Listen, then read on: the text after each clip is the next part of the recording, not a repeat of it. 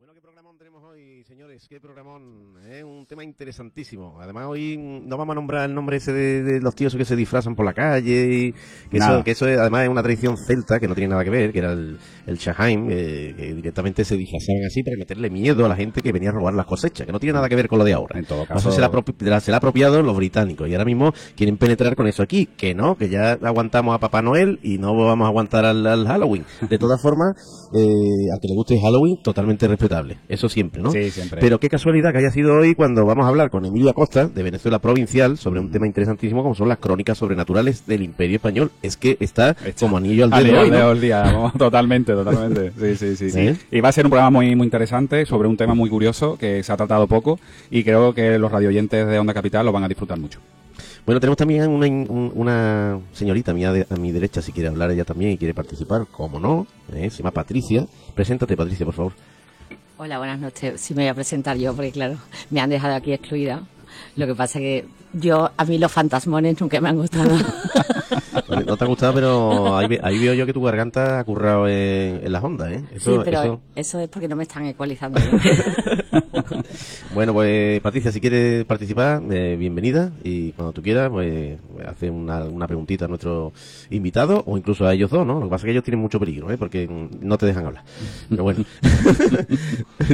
Carlos, todos los contenidos que... Un saludo a nuestro patrocinador en espíritu, don Alberto Marigil. Está al pie del cañón. Gracias, Alberto. Gracias por escucharnos, Alberto, como siempre. No te preocupes, Alberto, que tu libro dentro de 2, 3 o 4 semanas lo comentaremos y lo presentaremos aquí, que ya me lo lleva diciendo como 40 veces, pero bueno, mola, su libro mola, mucho, Bueno, venga, vamos a comenzar. Antes de que venga nuestro invitado especial, vamos a abrir la sección de las efemérides, con esta fecha de hoy.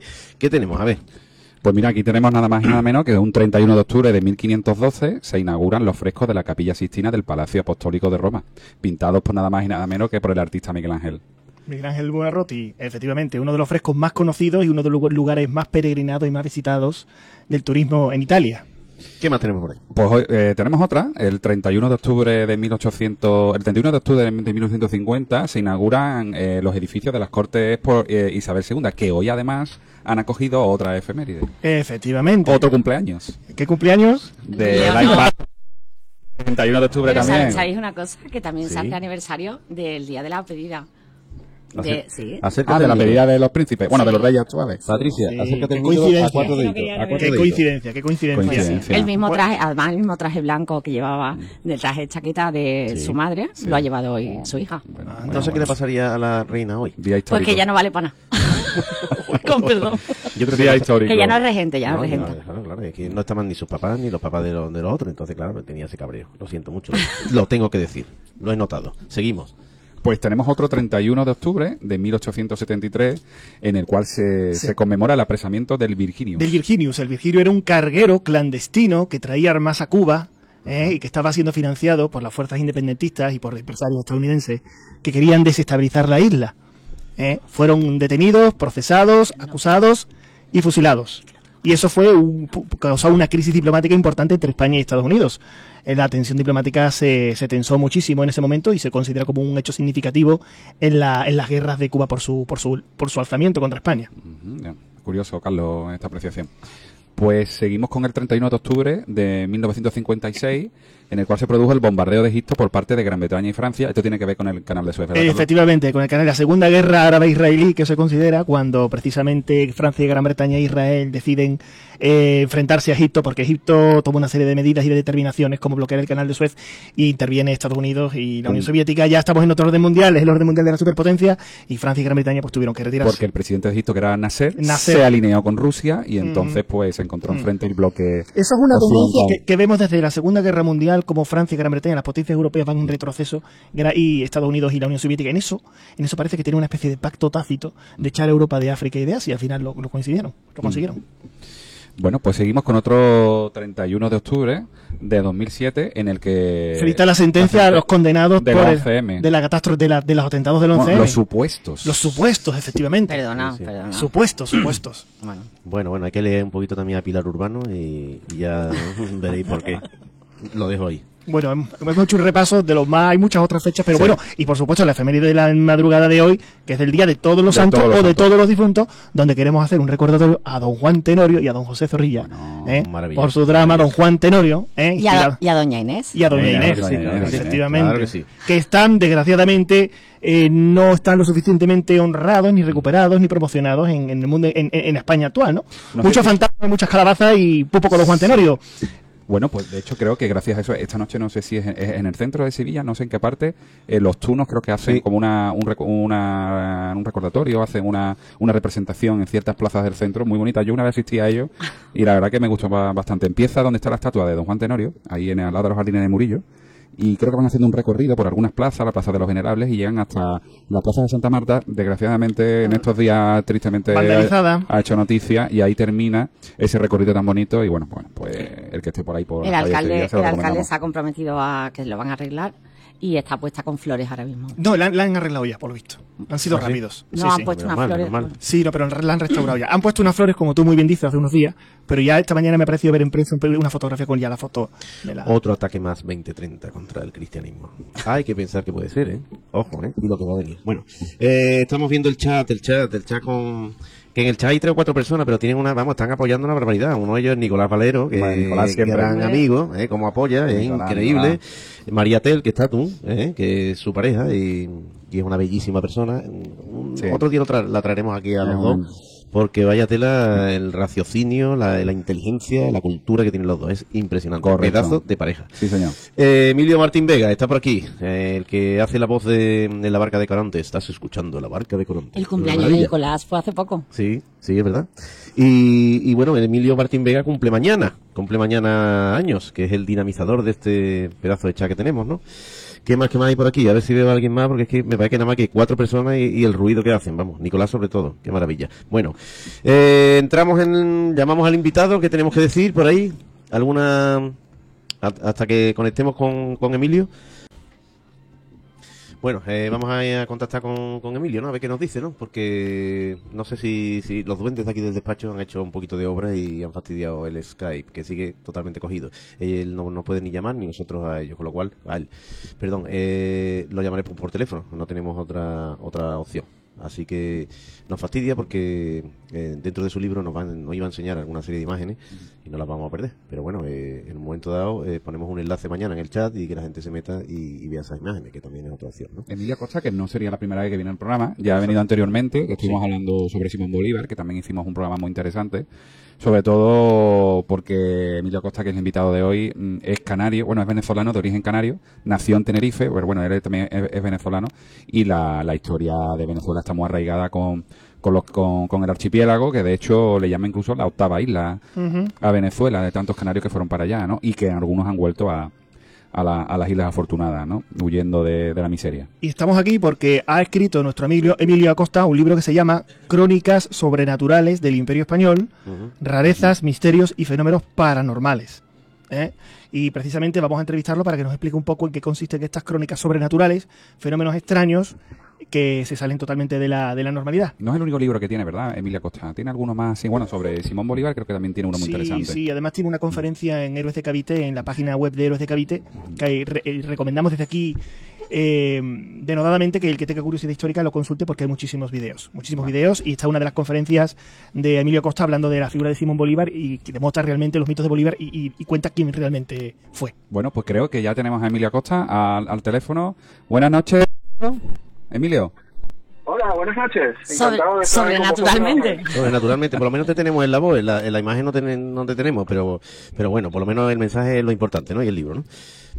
Exacto. Bueno, encantado por la invitación. Emilio, nos escuchas bien, ¿no? ¿Verdad? Todo alto y claro. Bueno, pues mira, si me lo permites, Emilio, te quería hacer una presentación de tu figura. Ya hemos avanzado que estuviste anteriormente aquí en el programa con nosotros, hablando sobre un personaje tan importante como fue Simón Bolívar, que la verdad que fue un programa muy bueno. Y bueno, pues en relación a ti, Emilio Acosta, para que todos nuestros oyentes lo sepan, es un investigador e historiador, canario, venezolano, canario. No sé en qué orden te gustaría ponerlo a ti, Emilio. Bueno, nací en Canarias y me crié en Venezuela. Perfecto. Eres diplomado en Historia de España y América y director también de una página de divulgación histórica que se llama Venezuela Provincial, a la cual somos muy aficionados. Te puedo decir que aquí en el estudio somos aficionados a tu página y atendemos mucho a todos los contenidos que sueles aportar. Y bueno, hoy el interés primordial, aparte de que has escrito otros libros, estamos muy interesados en hablar hoy de un nuevo libro que se llama Crónicas sobrenaturales del Imperio Español, rarezas y misterios, y de la editorial Tribuna. Y bueno, pues nos gustaría que pudieras un poco introducir también esta obra que has presentado. Bueno, muchas gracias por la oportunidad de presentar esta obra prima, ¿no? Que es Crónicas sobrenaturales del Imperio Español, rarezas, misterios y fenómenos paranormales. Y bueno, es un trabajo que lleva más de 10 años de investigación histórica y que, bueno, decidí el año pasado escribirlo porque en estos 10 años que tengo como investigador histórico, siempre que iba a los archivos como el de Indias o investigaba sobre las crónicas de la época del descubrimiento, esas crónicas de Indias, pues me conseguía con esos casos paranormales, ¿no? Uh-huh. Y con una explicación un poco lógica. Y claro, llegó un momento que tenía tantos casos tan interesantes como puede ser, por ejemplo, el avistamiento que hizo Cristóbal Colón antes del 12 de octubre de unas luces en el horizonte. Ese caso lo escribo y lo detallo bajo las crónicas que el mismo Cristóbal Colón hace en su diario a bordo, ¿no?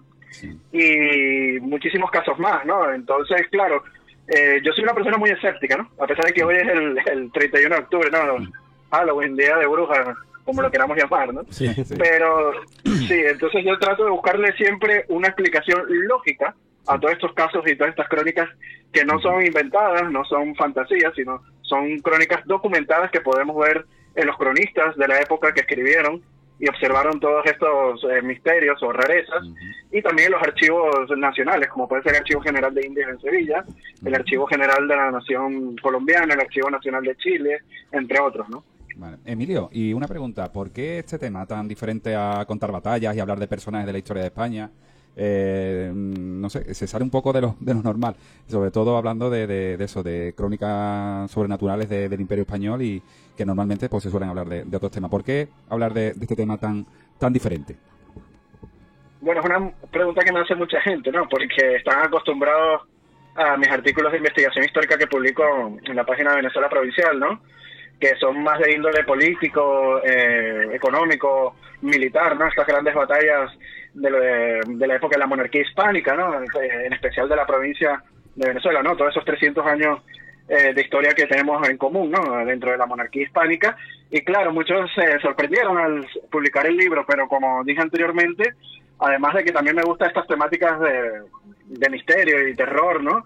Y en los 10 años que tenía investigando, pues me conseguí muchas crónicas y mucha documentación interesante, y dije, bueno, quiero que mi primer libro, que mi obra prima sea un libro universal, ¿no?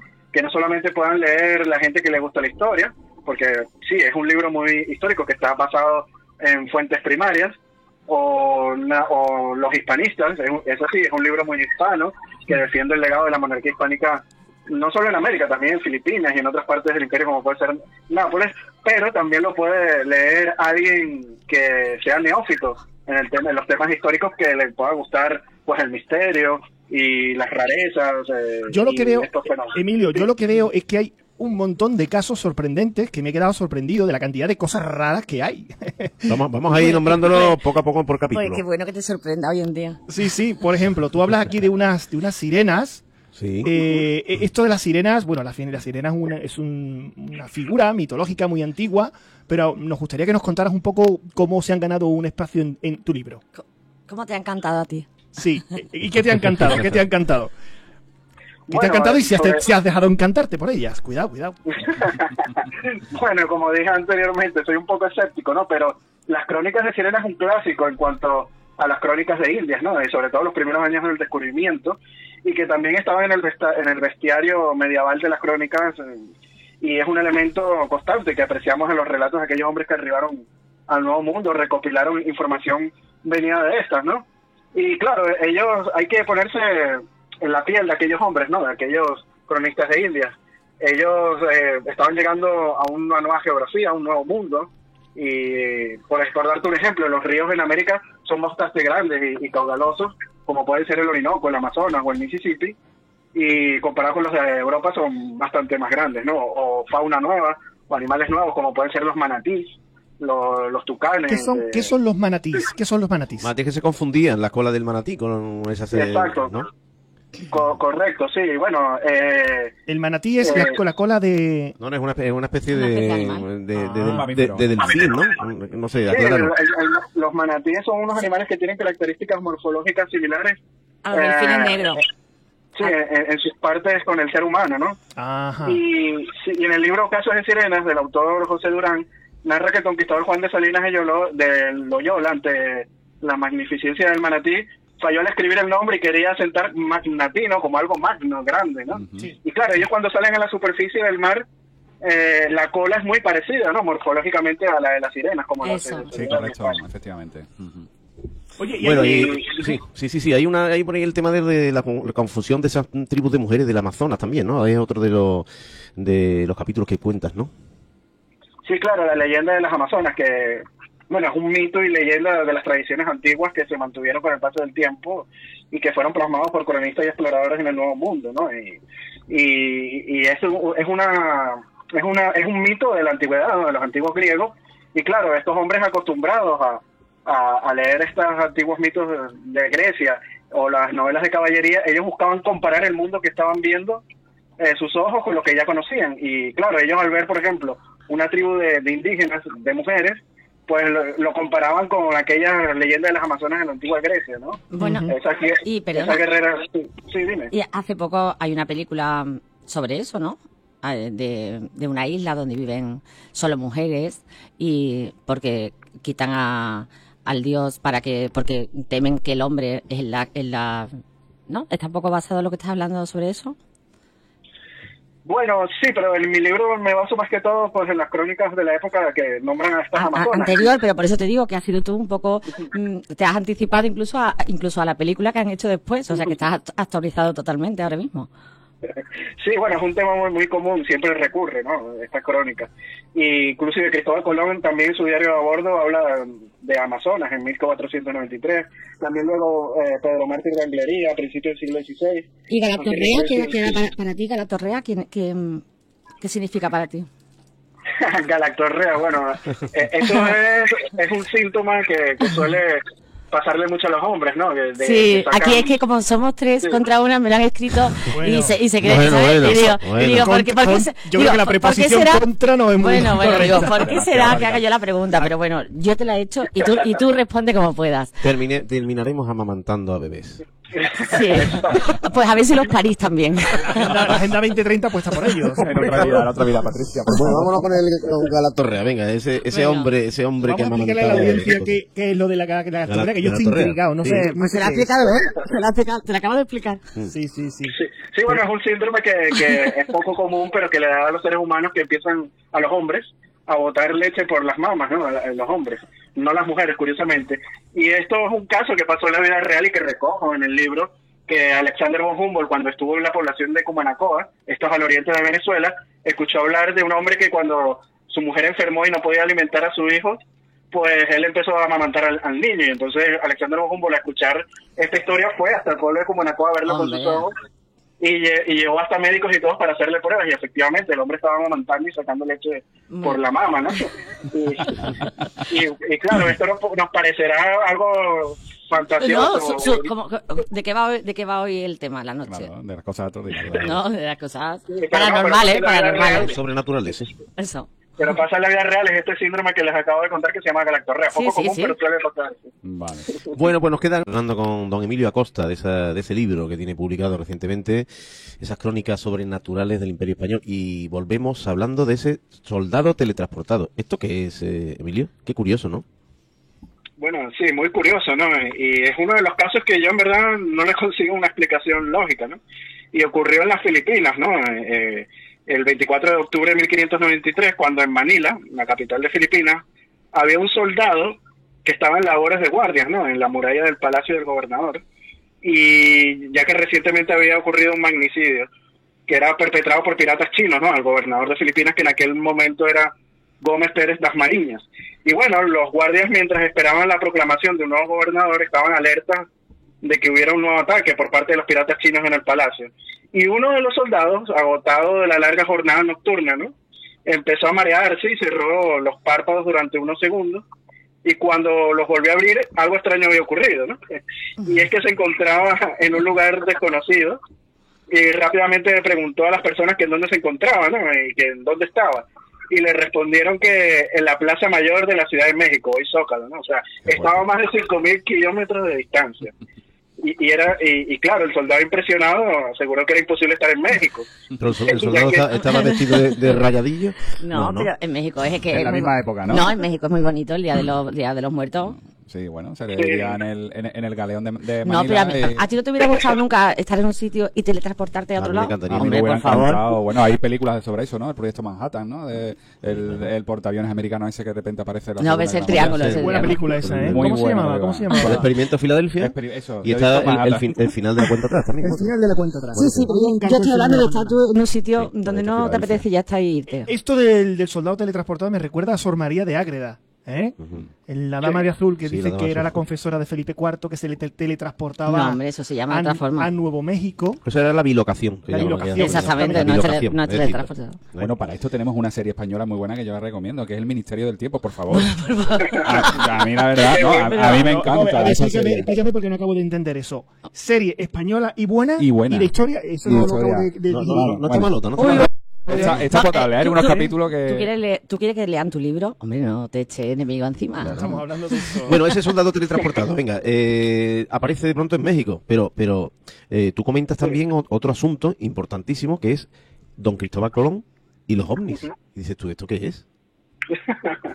Bueno, lo de los ovnis no es tan así, como hay gente que le gusta la ufología. Bueno, o después los llegó ovnis. Bartolomé de las Casas y se lo cargó todo, ¿no? Sí, exacto. No, bueno, como dije al principio de la entrevista, o sea, Cristóbal Colón, horas antes del 12 de octubre, en la noche del 11 de octubre, recoge en su diario a bordo que había avistado unas luces, ¿no? Varias lucecitas en el horizonte, y lo recoge en el diario, que por cierto, también había dicho que su brújula, o sea, se había vuelto loca, ¿no? Y empezó a dirigirse a todas partes, ¿no? También esa misma noche. Y claro, la gente que le gusta las teorías de los ovnis y la ufología, pues ellas dicen que son ovnis o gente que viajó en el tiempo, que gente del futuro que viaja en el tiempo, para ver exactamente ese instante que cambiaría la historia universal, que es el descubrimiento de América unas horas después, el 12 de octubre. Pero después Fray Bartolomé de las Casas recoge la crónica escrita por Cristóbal Colón y él le da pues una explicación lógica a lo que pudo haber sido. Ojo, que tampoco Fray Bartolomé de las Casas es mi cronista favorito, hay que decirlo. Ni el Pero- mío, ni el mío. Ya. Sí, pero bueno, él da una explicación muy lógica y él dice que es que pudo haber sido fogatas de los indígenas vistas desde lejos, ¿no? Y se observaban estas lucecitas. Pero Y bueno, a mí me pareció una explicación muy lógica de Fray Bartolomé. Pero según tu libro, ¿hablas sobre esto? Sí, por supuesto, este es uno de los capítulos que están contenidos, que se llama El avistamiento de luces. Y claro, es algo muy importante del libro es que yo, todos los casos, le trato de dar una explicación lógica de Claro. lo que pudo haber sido, ¿no? Sí, sí, Por ejemplo, esto de las luces, recojo la crónica de Fray Bartolomé dándole esta explicación. Lo de las mamas, que lo de la galactorrea, Que te Bueno, pregunté. de hecho, le doy esa explicación de que es un síndrome real, ¿no? No. Y otros casos más. Emilio, hemos hablado, por ejemplo, de la galactorrea, ¿no? Y ahora de un hombre y ahora pasamos al caso de la mujer barbuda, ¿no? O sea, pasamos de una a otra. En este caso, la mujer barbuda, que aparte que Gillet no lo conocía, ¿qué otra cualidad Qué tenía? antiguo está. Sí, bueno, todos conocemos estos casos de mujeres con vello, ¿no? Sí. Uy, va a Y decir este es un una caso que pasó en la vida real, una mujer que se llamaba Magdalena Ventura, ¿no? Y vivió en Nápoles, en el virreinato de Nápoles, que en aquella época era parte del Imperio Español, y fue dibujada por el famoso pintor José de Rivera, el españolete, ¿no? Y bueno, Esa historia es buena, esa historia es buena. Cuéntala, el cuéntala. cuadro, el cuadro lo pueden ver en el Museo del Prado, está ahí en el Museo del Prado, y bueno... Cuéntala, el- pero cuenta por qué la pinta con pelo, cuéntalo. No, porque en verdad era así, era una mujer muy, muy barbuda. Si compran el libro van a ver el cuadro, es Ay. impresionante. Y bueno, si lo quieren ver en vivo en directo, pueden ir al Museo del Prado a verlo. Ajá. Y bueno, en 1631, el virrey de Nápoles, que era un sevillano, por cierto, Fernando afán de Rivera y Tellez Girón, que era el tercer duque de Alba, Hombre, se claro. enteró de que en el virreinato existía una mujer barbuda, ¿no? Esta Magdalena Ventura, y inmediatamente la hace llamar a su palacio, ahí en la ciudad de Nápoles, y al verla queda asombrado y señaló que este caso es el gran milagro de la naturaleza, ¿no? Y hizo que el españoleto José de Rivera, pues la inmortalizara retratándola, ¿no? Muy curioso, muy increíble, porque curioso. Y no, y en el cuadro pueden observar unas lápidas donde se cuenta en latín la historia de la mujer, ¿no? Y bueno, Emilio, tenemos aquí un santo, hablando de hoy, que es el día de santos difuntos, tenemos aquí un santo que yo la verdad no lo ubico en el santoral, San Borondón. ¿Quién era San Borondón? Bueno, no, realmente ¿O qué era? Era un lugar. era una isla. Era Era la isla de San Borondón. Sí, exacto. Bueno, hay que decirlo, es una tradición popular de las Islas Canarias, ¿no? La novela isla, que se le llama la isla de San Borondón, claro. Lo contó al Novena principio. si tomamos en cuenta la isla de la Graciosa, ¿no? Sí. Y bueno, es un mito, una leyenda que surge en el siglo VI cuando el misionero irlandés San Brandan o San Borondón escuchó hablar de esta isla y decidió visitarla para evangelizarla, ¿no? Y bueno, según su relato, llegó a una isla de arena negra muy exuberante y esta aparecía y desaparecía. Pero no por la acción de la bruma marina, sino porque se trataba de un pez gigante, una ballena, y dijo que era el paraíso terrenal, ¿no? Y bueno, algunos cartógrafos empezaron a dibujar a San Borondón, a esta isla junto al Hierro, ¿no? En las Islas Canarias, siendo el primero de todos el planiferio de Hereford, fechado en el siglo XIII, ¿no? Y bueno, durante la Edad Media siguió esta leyenda, inclusive tanta importancia toma esta leyenda que posteriormente en el Tratado de Alcoba, suscrito entre Castilla y el Reino de Portugal en 1479, se repartieron el Océano Atlántico y se especifica que la isla de San Borondón Y quería coger la paella. Por si acaso, ¿no? Que bueno, y de una isla pasamos a una ciudad, Emilio. La ciudad de los Césares. Cuéntanos. Bueno, esta es una leyenda que surgió en el corazón de la Patagonia, ¿no? Al sur del continente americano.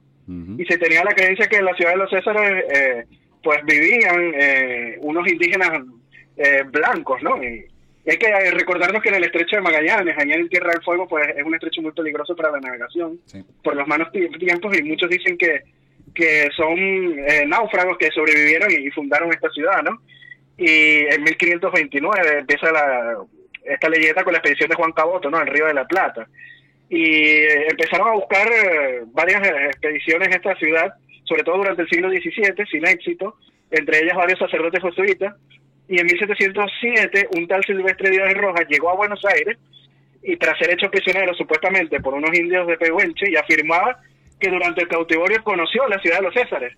Y esta noticia llegó a España, al rey a Felipe V, en aquella época, y él mandó a investigar y se hicieron varias expediciones más, inclusive desde la Capitanía General de Chile, varios militares empezaron a hacer expediciones, pero nunca encontraron esta ciudad que supuestamente estaba hecha con materiales nobles y que tenía grandes riquezas, oro y plata.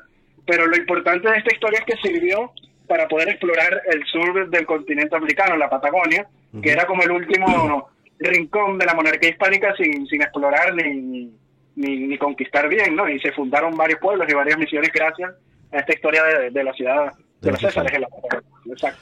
Bueno, vamos a entrar, si te parece, Emilio, en esa crónica negra, esos asesinos en serie, que nos recuerda, hay una serie por ahí en Netflix, que se llama que hace alusión a Elizabeth Bathory, la condesa que se hartaba de pegar bocado por ahí y cargarse a la gente. Y yo creo que tiene algo que ver con la Quintrala, la asesina en serie, ¿no? Correcto. Bueno, antes de hablar de las Quintralas, todo el mundo conoce a Jack el Destripador y a Elizabeth Bathory, ¿no? Sí. Pero hay que decirlo, en el mundo hispano nosotros tenemos nuestras propias historias y que hice rescatarlo en el libro, ¿no? Y una de estas es la Quintrala, que podría ser análogo a Elizabeth Bathory. Y bueno, porque tiene las similares características, ¿no? Y se llamaba Catalina de los Ríos y Lisperger y nació en 1604 en Santiago de Chile y perteneció a la aristocracia chilena, siendo una terrateniente.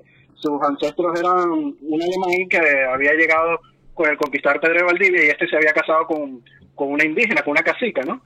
Y bueno, se cree que Catalina tenía pactos con el diablo y en 1622 comete su primer crimen y se sabe que fue acusada por su tía paterna de envenenar a su padre en su lecho de enfermo, ¿no? Pero por falta de pruebas nunca fue procesada. Y se le acusó de asesinar alrededor de 50 personas, entre sirvientes, amantes, además de su padre y su esposo, ¿no? Y como digo, es el primer caso de un asesino serial registrado en el continente americano. Mejor Y a no- uno de- No, escúchame, de ahí salió Mentes Criminales, salió de ahí. Mejor no entrar en el Tinder para buscarla, ¿eh? No, pero lo de los sirvientes, Decían que era muy guapa, lo de que por se cierto. cargaran los sirvientes no creo yo, ¿eh? Sí, porque además era una pelirroja Bueno, a guapísima. uno de sus amantes le cortó una oreja y Ah, eso sí, apuñaló también a un eso sí. sacerdote. Eso sí, pero sirvientes no, porque hombre, Bueno, pues nada, Pero bueno, que sí, era, lo que que- era guapísima, ¿no? Era guapísima, ¿no? Y lo cierto es que en 1660 la Real Audiencia de Chile ordenó que se abrieran investigaciones, ¿no? Y hubo un comisionado que se llama Francisco Millán que desengranó todos los crímenes y fue hallado culpable de 14 asesinatos de 39 imputados, y en su juicio duró 4 años, y la documentación está consignada en el Archivo Nacional de Chile, Ujú. y lo pueden revisar ahí, y fue sentenciado a muerte, e inclusive realizó su testamento en Santiago Ujú. en 1665 ante un escribano que se llamaba Pedro Vélez, y curiosamente dona 6.000 pesos para costear una procesión en el testamento del 13 de mayo, esto sí, buscando el perdón de todos los pecados, de todas estas cosas macabras que había hecho, ¿no? Y esta mujer no era la única, porque también tenemos por ahí el Corregente, ¿no? Que también era otro asesino en serie que no le iban zaga, ¿no? A esta señora. El Comegente, sí, esto fue a finales del siglo XVIII en Santo Domingo, la actual República Dominicana. El come gentes, Y- ¿no? Come gentes. Sí, el Comegente. Ah, Comegente. de comérselo, Joder, se lo que te he comía. dicho Corregente. Discúlpame, hombre. Ha sido un error de la escaleta, mío. Comegentes, mejor. Comegente. Suena mejor, ¿eh? Sí, la verdad que Sí, y ya te podrás imaginar por qué se llama el Comegente. Imagínate, bueno, ¿cómo era? Era la película esta, ¿no? Un poquito de Aníbal Lecter, ¿no? Aníbal Lecter. Sí, pero en el mundo hispano tenemos a nuestro propio Aníbal Lecter, o inclusive un asesino en serie como puede ser Jack el Destripador, ¿no? Y bueno, aunque a este le precede más de un siglo, y bueno, fue un supuesto caníbal que era un esclavo negro escapado de Haití, y su modo operandi era atacar en sitios solitarios a mujeres, niños y ancianos, ¿no? Y se sospechaba que los cuerpos eran usados en rituales de vudú, Ujú. e incluían la antropofagia, ¿no? Y es por eso que la población empieza a llamarle el Comegente. Y bueno, toda esta historia la recoge el presbítero Pablo Francisco de Mezquita y Lara, y hace descripciones de estos hechos ocurridos entre 1790 y 1792, con una lista de 27 heridos y 29 homicidios, ¿no? ¿Tú crees que fue un poco para meter un poco de miedo a la gente en esa época, que se hablaba un poco para que la gente creyera en el mal, en el bien? No, porque estos casos los recoge la Real Audiencia de Santo Domingo. Entonces O sea, ya están eso ya, que documentados. eso es verdad, ¿no? Es como ya el del Sí, claro, Destripador. fue un asesino en serie. Inclusive la Real Audiencia activamente hace investigaciones y va en búsqueda del asesino. Se levantaron sumarios entre vagos, fugitivos, etcétera.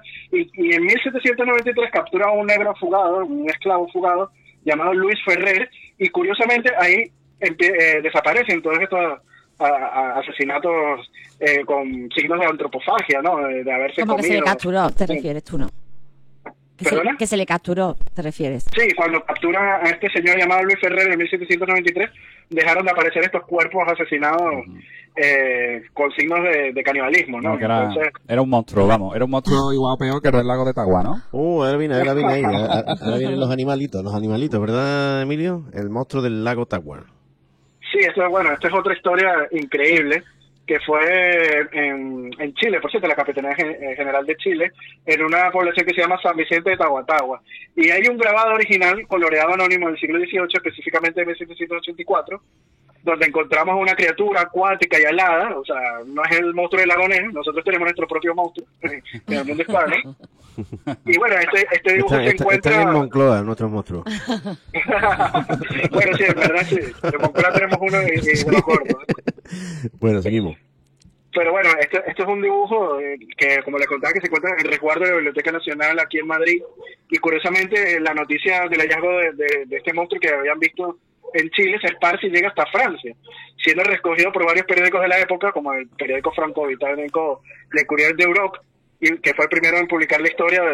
Y eso fue un éxito, con muchísimos números dedicados al monstruo de Chile, que daba cierta la aparición de la bestia. Inclusive habían dicho que lo habían capturado y que el rey de España lo quería en su colección, ¿no? Imagínate. Hicieron un grabado del monstruo enjaulado llegando a Cádiz y todo. Y bueno, esto está, como digo, en los archivos de la Biblioteca Nacional de Madrid, el dibujo. Y inclusive Charles Darwin en el siglo XIX escucha la historia y va al lago, y él dice que es posible Que vengamos de la ahí, gente- ¿no? Que de ahí los monstruos.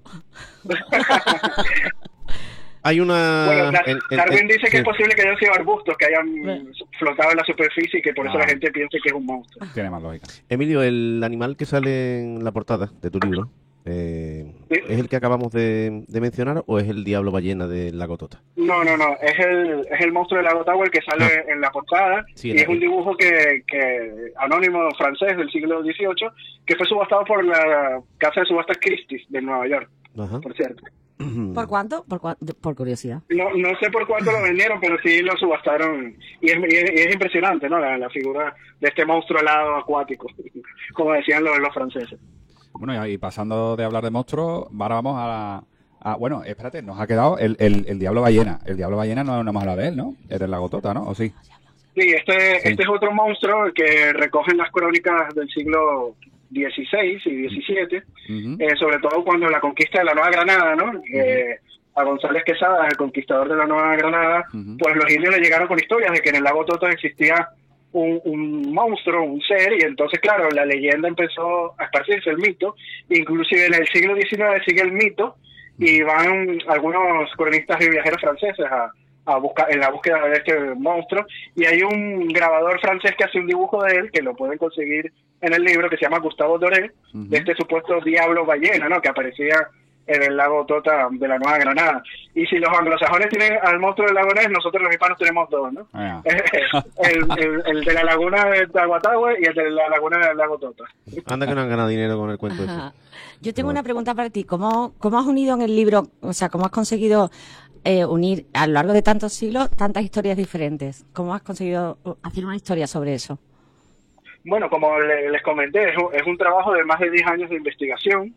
Y claro, yo cada vez que iba descubriendo estos casos lo iba archivando, ¿no? Yo dije, esto me va a servir en el futuro, ¿no? Y ya cuando tenía bastantes casos, ya dije, esto da para escribir un libro, y sé que a la gente le va a gustar muchísimo, sobre todo en estos tiempos que estamos llenos de estos problemas políticos y tal. O sea, yo creo que es como un respirar, ¿no? Leer todas estas historias y nos quita un poco el estrés que vivimos Sí, el día a día. pero de hoy, ¿no? has unido diferentes historias con diferentes épocas en muchos siglos diferentes. ¿Cómo las has unido para que la gente diga, no has contado la historia esta, luego la otra? ¿Cómo las has mezclado? Sí, bueno, el libro está dividido en 2 capítulos. El primer capítulo son los relatos de cronistas, son aquella gente que vivió la época y escribieron. Ahí tenemos pues los cronistas de Indias, como puede ser Pedro Martí de Anglería, o los viajeros que fueron a los virreinatos americanos, como puede ser Alexander von Humboldt, entre otros, ¿no? Inclusive a José Antonio Páez con su autobiografía, ¿no? Contando un caso del Ejército de las Ánimas, que también lo pueden conseguir en el libro. Y un segundo capítulo, que es el Gabinete de Monstruosidades, que son estas anomalías teratológicas, Que ¿no? teletransportan.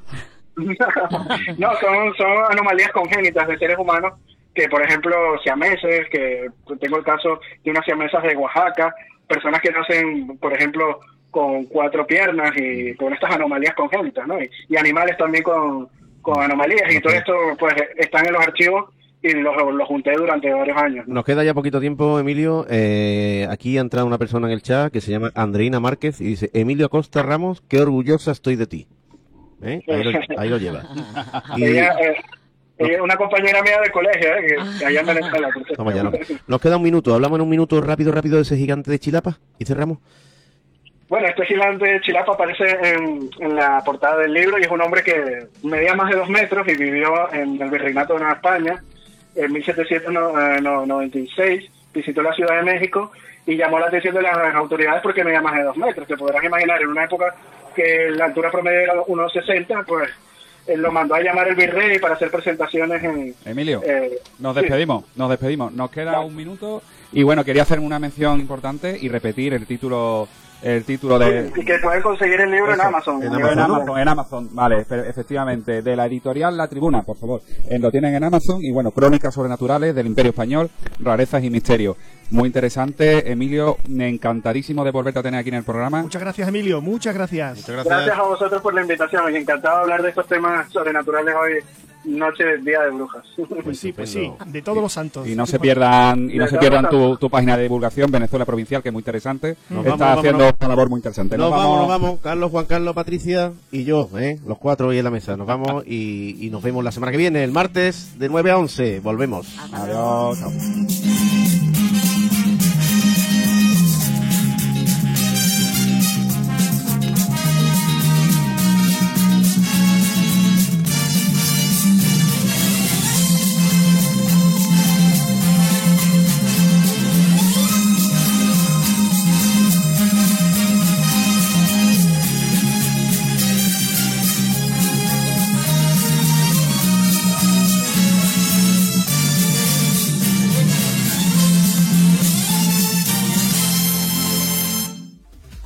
Quédate con nosotros, enseguida estamos de vuelta. Onda Capital 95.1.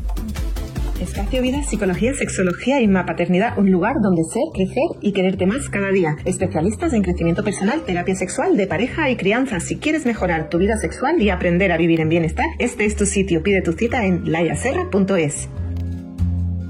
Miguel Fonkibir. Encontrarás todos los sanitarios, baños, calefacción, placas solares, fontanería y mucho más. Casi 30 años en el mercado nos avalan. Consulta nuestro catálogo y todos los servicios en miguelfonkibir.es. Te esperamos en calle nivel 23, nave 1, Polígono Store.